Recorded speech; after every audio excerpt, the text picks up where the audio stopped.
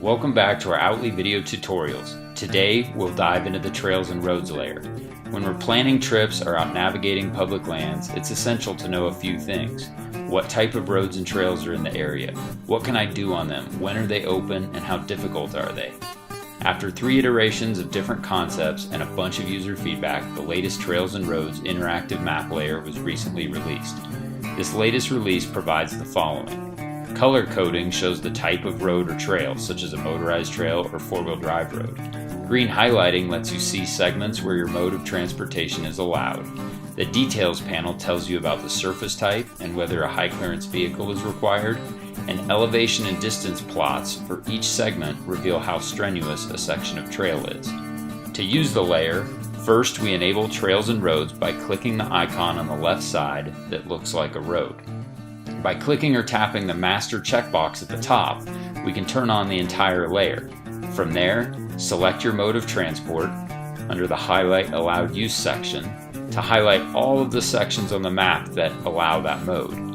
You can view the whole road or trail network, or you can turn off certain types of roads to customize what's displayed.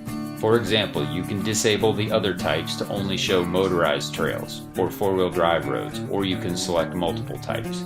Note that the green highlight will always show the entire network where that mode is allowed, regardless of the types that are selected. These functions let you answer the first 2 questions. What type of roads and trails are in the area, and what can I do on them? Next, if you click on any segment, it will display all of the details such as length, surface type, access dates, and will show you the elevation and distance plot with the A and B indicators showing the start and end of the selected segment on the map. Now let's walk through a use case to see how we can get the most use out of this layer. Let's zoom in on the map in a remote area outside of Silverton, Colorado. With the color coding on the map, we can see right away that Forest Road 585, also County Road 7, is open to 2-wheel drive vehicles from Silverton all the way up to South Mineral Campground. By clicking on that road and viewing the details, we can also see that the road is gravel and it's open to all modes of transport year-round. Then we can see that the South Mineral Campground is open to highway legal vehicles only and is open May 5th through September 15th. Dirt bikes and ATVs are still listed in this access list, but because the section is marked highway legal vehicles only, we know that they would have to be license plated to drive in the campground loop. Then if we look at the section of Forest Road 585 above the campground, we see that section is a red line, indicating that high clearance is required for that section. So we can expect it to be rough and maybe too difficult for a passenger car. We also have non-motorized Trail 505 going up toward Ice Lake. Unfortunately, the Forest Service database doesn't have specific details about allowed use or open dates for this trail, so not specified is listed in the details panel. However, we can see there are many switchbacks indicating that the trail is likely steep and strenuous.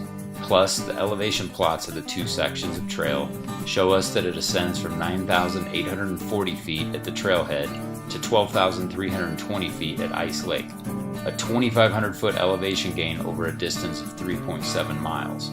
We can also turn on the terrain slope layer to visually see how rugged the surrounding terrain is. Another item to note is that the Outly layer is intended to provide additional information on top of the Mapbox base map. So sometimes you'll see a white road line or a dashed white trail on the base map, but it doesn't exist on the color-coded Outly layer. If it's a motorized road or trail on national forest land, then that segment isn't included on the authoritative motor vehicle use map, and motorized travel is not allowed. But if it's a non-motorized trail, there may in fact be a valid section of trail or road there, but the Forest Service doesn't include it in their database, so you'll have to defer to the actual signage on the trail itself to determine if those are viable sections for hiking, horseback riding, or mountain biking. I hope you find the layer useful for your next adventure on National Forest or BLM. Give us feedback and we'll continue to improve our layers with the latest data and information. See you outside.